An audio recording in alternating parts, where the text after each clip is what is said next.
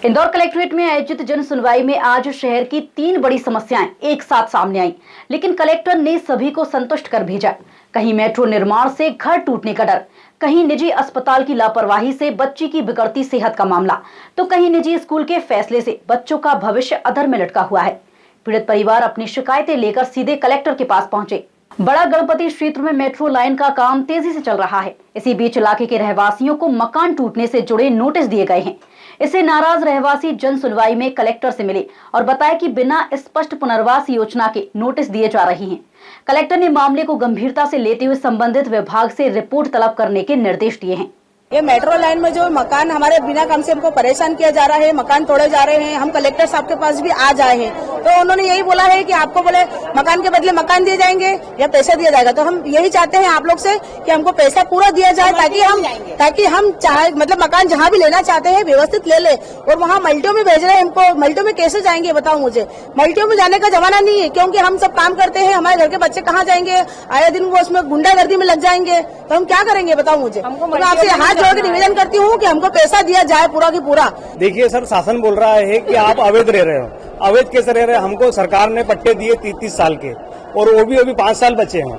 5 साल बचे हैं और हमने पूरा गरीब से निर्माण बर्तन माज के लोगों ने सबने मकान बनाए, और दो तीन तो अपंग हैं सर। हमारे हिमालय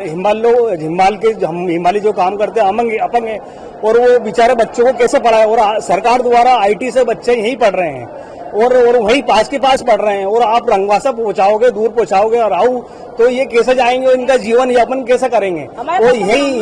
और हम माली यही करते हैं और यही जीवन यापन करते हैं। जनप्रतिनिधि कोई सुनने वाला नहीं है हमारा, कोई सुनने वाला, बस वोट के टाइम आते हैं, बस उसके बाद कोई नहीं आता है। जन सुनवाई में एक परिवार ने निजी अस्पताल पर लापरवाही का आरोप लगाते हुए बताया कि इलाज के बाद उनकी बच्ची की हालत गंभीर हो गई।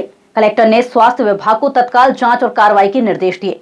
मेरी पोती सेरेब्रल पाल्सी से पीड़ित है, और जो डॉक्टर नीरजा पुराणिक और मदरहुड हॉस्पिटल की घोर लापरवाही की वजह से उसे ये बीमारी हुई। तो उसके लिए हमने एक सिविल सूट तो लगा रखा है हर्जाने के लिए 9 करोड़ रुपए का, किंतु जब तक क्रिमिनल सूट नहीं हो, क्योंकि 5 साल से वो भी पेंडिंग है। तो हमने पूर्व कलेक्टर को आवेदन कहा था कि इस पर एक मेडिकल बोर्ड का गठन करके जल्दी जांच की जाए, जिससे हम क्रिमिनल सूट लगा सकें। तो 15 महीने पहले मेडिकल बोर्ड का गठन हो गया था, किंतु आज दिनांक तक उन्होंने रिपोर्ट नहीं दी, जबकि 15 महीने हो गए। तो हम चाहते हैं कि मेडिकल बोर्ड का जो भी अभिमत हो वो हमें दिया जाए, जिससे हम आगे की कार्रवाई कर सकें। जो CMHS है उन्होंने उसको मेडिकल डीन के पास भेज दिया, जिसमें कलेक्टर की भी परमिशन नहीं ली, हमें भी इन्फॉर्म नहीं किया, तो उन्होंने भी कोई जांच नहीं की। ये प्रकरण बहुत दिनों से लंबित है, और हमारी पोती के इलाज के लिए बहुत ज़रूरी है कि हमें कुछ। डॉक्टर गर्ग जी आए थे और उन्होंने अपना पूरा विषय बताया है। उनका स्वास्थ्य संबंधी विषय के कारण की कोई उपचार के दौरान मृत्यु हुई थी, जिसकी रिपोर्ट चाहिए गई है। रिपोर्ट अभी शायद तैयार हुई है, शायद मेडिकल कॉलेज में भेजी गई है। उसको स्वास्थ्य विभाग को बताया गया है कि वो रिपोर्ट तत्काल उनको शेयर की जाए, जिससे वो आगामी अपनी जो लीगल जो उनका केस चल रहा है उसमें वो परसू कर सके। वहीं बिचौली मर्दाना क्षेत्र के एक निजी स्कूल का मामला भी सामने आया है, जहां ITI में एडमिशन का हवाला देकर छोटे बच्चों को स्कूल से निकाल दिया गया। परिजनों का कहना है कि स्कूल प्रबंधन ने अचानक निर्णय लेकर बच्चों को दूसरे स्कूल में भेजने को कहा। बड़ी संख्या में अभिभावक बच्चों के साथ कलेक्टर से मिले, जिस पर कलेक्टर ने पूरे मामले की जांच के आदेश दिए हैं। मेरा नाम नितेश परमार है, मैं बिचौली मर्दाना से आया हूँ। मेरे बच्चे मतलब बहुत सारे पेरेंट्स यहाँ पर आए हुए हैं। सभी के बच्चे मास्टरमाइंड स्कूल में पढ़ते हैं। नर्सरी KG1 KG2 फर्स्ट और सेकंड तक पढ़ते हैं। इन्होंने सर क्या करा, उनके 3 कैंपस है। इन्होंने सर कैंपस बांट रखे बच्चों को। अपना नर्सरी KG1 KG2 इस स्कूल में पढ़ेगा, और पहली दूसरी इस स्कूल में पढ़ेगा, और 3rd से लगाकर 12th तक इस स्कूल में पढ़ेगा। ठीक है सर। जब हमारे बच्चों का एडमिशन नर्सरी में 2025 में हुआ था, जब हमारे पास कॉल आया कि आपके बच्चे का एडमिशन हो गया, जो इनकी तीसरी बड़ी ब्रांच है, वहां से फोन आया, वहां पर हम गए, उस स्कूल का मुआयना करवाया हमें, और उस स्कूल में हमने पूरे सब जानकारी दी।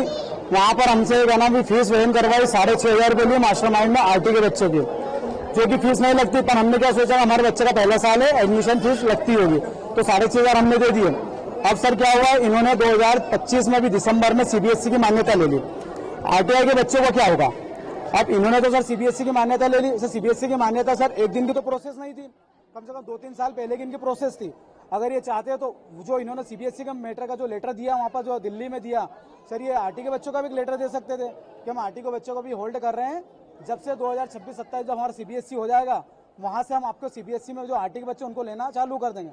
सर इन्होंने हमारे बच्चे का सर क्या है कि नर्सरी में, किसी का बच्चा केजी में, किसी का केजी 2 में, फर्स्ट में, इसके बाद में सर ये बच्चे कहाँ जाए, इनको तो निकाल दिया कि आप किसी भी अधिकारी के पास जाओ, हमने तो लेटर सब जगह दे दी है। अब बताइए हमारे बच्चों का क्या होगा? हमें तो ये चाहते हैं कि हमारे बच्चों का संग न्याय हो, अन्याय ना हो। अभी हमने उनके संचालक को यहाँ पर बुलाया है कि वह संचालक को समक्ष बुलाकर बात करेंगे कि क्या ऐसा कारण हुआ है कि इसके कारण आरटी के बच्चों को बाहर निकाला जा रहा है, और छात्र हित में इसको देखते हुए इस पर काम निर्णय लिया जाएगा।